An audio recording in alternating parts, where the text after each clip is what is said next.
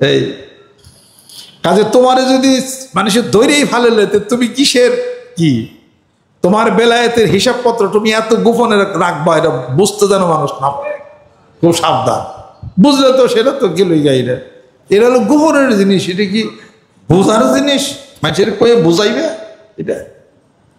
তুমি কি মানুষকে বুঝাইবে? মানুষ কি তোমার আল্লাহ খোদা? তোমার রবের সাথে সে তোমার সম্পর্ক। এটা গোপনে আল্লাহর সাথে কি সম্পর্ক বিষয় বিন্দু, তুমি সেটা প্রকাশ করতে যাও কেন? আল্লাহর প্রেমের কথা প্রকাশ করে দেও, একই কথা তোমার সাথে যার প্রেম ভালোবাসা সেটা যে মানুষের কাছে কইবার যাও, হে শরম পাইব না? এইরকম কিন্তু ঘটনা কিন্তু এটা। হ্যাঁ, যখন ওগুলা বলতে যায় না, চুপচাপ থাকো না, চুপচাপ থাকাটাই ভালো। কিছু মানুষ কইছে কই এখন সালা বুকসা নোট ব্যক্তি গেছে, এখন আর হয় না, আমি কি জানি এটা কইবার গেছি জ্ঞান। আবার আরম্ভ করেন, আরম্ভ করছি ঠিক, কিন্তু কাম হইতেছে না কোনো। এটা অনেক অনেক কষ্ট, অনেক ঠেলা লাগে এটা ফিরে আবার ঘুরাই আনতে, অনেক কষ্টের ব্যাপার এটা। এটা কি দুনিয়ার হিসাব পাতি? এটা হলো আখেরাতের আধ্যাত্মিক জগতের হিসাব পত্র। নতুন যারা আসছেন আজকে প্রথম সবক নিলেন, পুরাতন যারা গত বছরের থেকে এ পর্যন্ত প্রথম সবক করছেন তারা এখন দ্বিতীয় সবক পাইবেন। মরণের খেল, মোরাকাবা, 5 বার দুরূদ শরীফ, 11 বার আস্তাগফিরুল্লাহ পড়ো, সুবহানাল্লাহ 100 বার, আলহামদুলিল্লাহ 100 বার, আল্লাহু আকবার 100 বার, ঠিক আছে। লা ইলাহা ইল্লাল্লাহ 200 বার, ওই সাথে ইল্লাল্লাহ 400 বার, আল্লাহ 600 বার।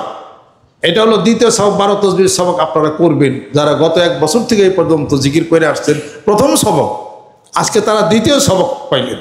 সুবহানাল্লাহ, সুবহানাল্লাহ 100 বার, আলহামদুলিল্লাহ 100 বার, আল্লাহু আকবার 100 বার, লা ইলাহা ইল্লাল্লাহ 200 বার, লা ইলাহা ইল্লাল্লাহ, লা ইলাহা ইল্লাল্লাহ, ইল্লাল্লাহ, ইল্লাল্লাহ, ইল্লাল্লাহ, ইল্লাল্লাহ, ইল্লাল্লাহ, আল্লাহ, আল্লাহ, আল্লাহ, আল্লাহ, আল্লাহ, আল্লাহ, আল্লাহ, আল্লাহ, আল্লাহ, আল্লাহ, আল্লাহ, আল্লাহ।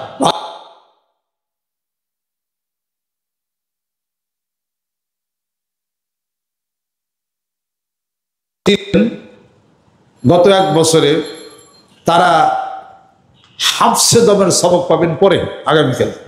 হাফসে দম, হাফসে দম অর্থ কি?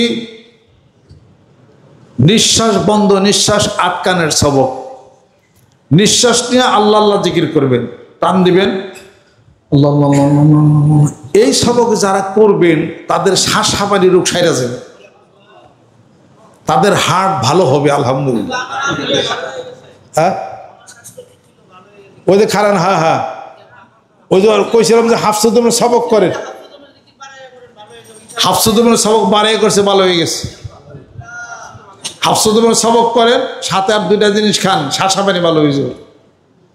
শ্বাস হাঁপানির জন্য আছে, বসেন, ওয়াটার বরিস কম্পাউন্ড, বেনেড্রিল আছে, এনলার্জ ইমালশন আছে, তারপরে সেরিটেট আছে, ইউনিকন্টিন আছে, ইওফাইলিন আছে, অ্যামলিফাইলিন আর রিটার্ড আছে, ইওফাইলিন আছে, থ্যাংলেট আছে, তারপরে এই তো ব্রডিল আছে, সালবিটামল আছে। এগুলো বিভিন্ন ধরনের শ্বাস হাঁপানির অসুখ, এটা অসুখ আছে আর কি। ইউনিকন্টিনটা ভালো, সেরিটেট আছে, ইউনিকন্টিন আছে, তারপরে বেনেডিল আছে, তারপরে এনলার্জ ইমালশন বিদেশি, ওয়াটার বরিস কম্পাউন্ড এটাও বিদেশি। এটা আমাদের দেশে আছে, থ্যাংলেট আছে, তারপরে ব্রডিল আছে, সালবিটামল আছে, তারপরে ব্রঙ্কোলাক্স সিরাপ এগুলো আছে। তারপরে আদা কিশমিশ দিয়া খান, আর এই জিকির করেন, এই জিকির হাফসুদমের জিকির করেন, শ্বাস হাঁপানি সেরে দেবে। শ্বাস হাঁপানির রুগী সবার মধ্যে আমার কথা, আমি তো শ্বাস হাঁপানির রুগী আছিলাম, সারা রাত্রি বড় বসে এরকম শ্বাস হাঁপাইছি এরকম। পরে আব্বার কাছে একদিন বললাম, আব্বা বললেন কি যে শ্বাস হাঁপানির রোগীর প্রথম চিকিৎসা হলো সাবধানতা, নিয়ম পালন করো, ঘাম অবস্থা গোসল করো না, ঘামলে গেঞ্জি খোলাই ফেলবা, 11টার মধ্যে গোসল করবা, রাত্রিতে দুধ লাউ খাইও না, আব্বা আমার বলে দিলেন। গেল, তারপর থেকে সুস্থ শুরু করলাম। একবারে লাস্টে এক পাগলে, ওই যে এই বাংলা ঘরে, উনি রায় তোলো বাজে তখন 12টা 1টা, আমি বললাম যে খাইবেন না। আমার যে আবদুল্লাহ দরবেশের ছেলে, ওই যে নাম তো দেন কি পাগলা জানি, বরগুনার পাগলা, লাঠি সবসময় হাতে নিয়ে থাকতো, আব্বা থাকতো লাঠি হাতে নিয়ে থাকতো। তা আমি জিজ্ঞেস করলাম লাঠি হাতে কেন? মূল লাঠি সবসময় হাতে থাকে, এ লাঠি কিয়ামতের ময়দানে লাঠি নেই মই উঠবো। আল্লাহ বসাইলে কিনা আমারে যে অবস্থা। পরে তারপরে ওই বাংলা করে, তখন তো ওখানে আমি তাহলে খাইবেন না, আমি আবার মেহমানদারি খাওয়ার দায়িত্ব, জীবন ভরে তো মেহমানদারি খাওয়ার দায়িত্ব জীবন ভরে করছি, এখন না আপনারা করেন। পরে কয় মই খাবো না, মোর হাঁপানি উঠছে, মই দেহ না, মই হাঁপাইতাছি, মোর একটা বেন্টুলিন ট্যাবলেট এনে দিতে পারবা? বেন্টুলিন তো ওনার কাছে আমি বেন্টুলিন ট্যাবলেট শিখলাম, বেন্টুলিন। পরে দেয়া তো রাত্রি তো দোহান বন্ধ হয়ে গেছে এককালে, কই মই পারবো, আপনি লিগে দুয়ান বেন্টুলিন ট্যাবলেট লইয়ে, হ্যাঁ আনো।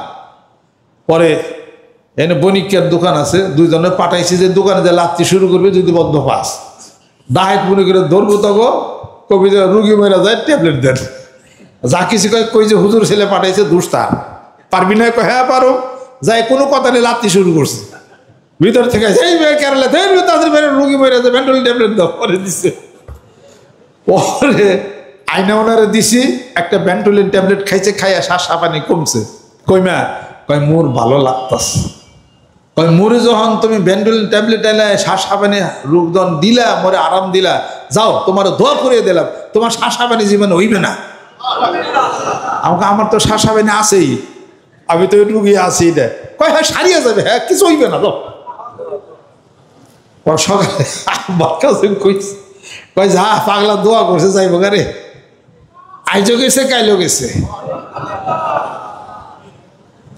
ও কিছু এখনো বুঝো না, তাই না?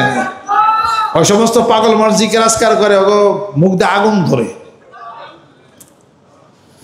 এখানে বার্ষিক মাহফিল তো দ্বিতীয় দিন যাইব গা, অত টাকা পয়সা নাই। পরে আব্বার কাছে কিছু টাকা দেন, যে পাগলও যাইব গা, বরগুনা দরবার যাইব গা, কত নিয়ে দে, কিছু নিয়ে দিলাম, টাকা মনে কম হয়েছে আর কি। আমার কয় এই টাহা গুন্না কম, টাহা কত দিছে? এই বাড়ির সব টাহা কত দিছে? আমি তো দিই গুইনা দিছি। দেওয়ার পরে ওনার মন মতো হয় নাই, আমারে কইতেছি কি, কে হালার পোহালা টাহা কম দিছ কা?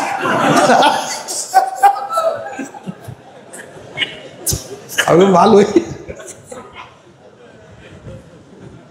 আমার মাহফিল তো শেষ হয় না, টাকা তো কম টাহা কম দিছে।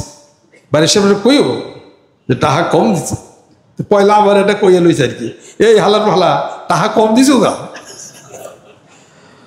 পরে আমার পকেট থেকে 50 টাকা বাইর করে দিছি। যাক আমার পকেটটা আপনার 50 টাকা হাতিয়ে দিলাম।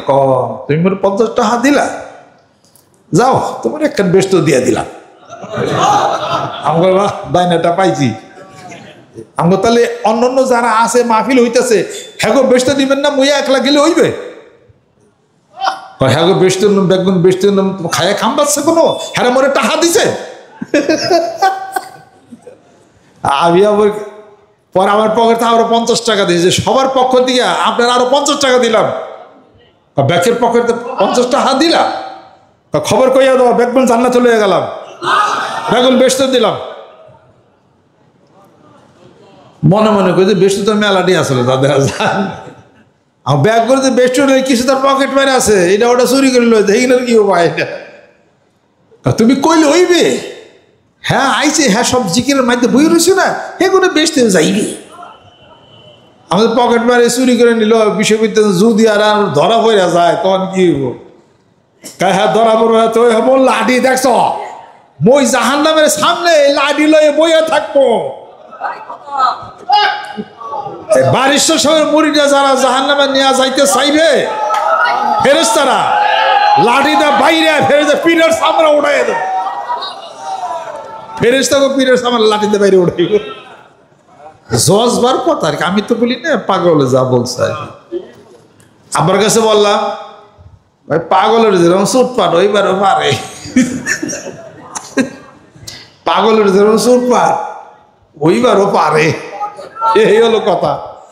কাজে পাগল টগল দেখে সাব্যস্ত করে এটা হেল্লাস করেন না।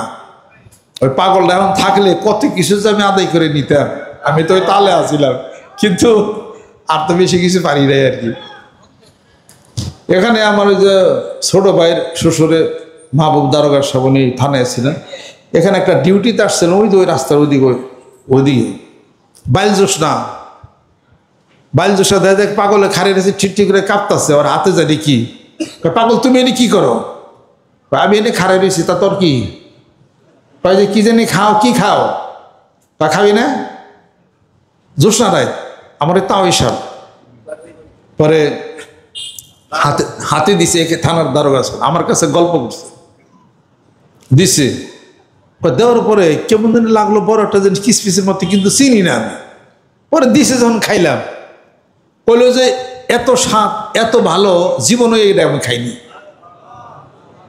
খাইছি, যা তোরে দিলাম তুই খাইস, তুই আমারে খাসির গোস্ত দিয়া খাসির কলিজা দিয়া পোলাও আমার খাওয়াবি, পারবি?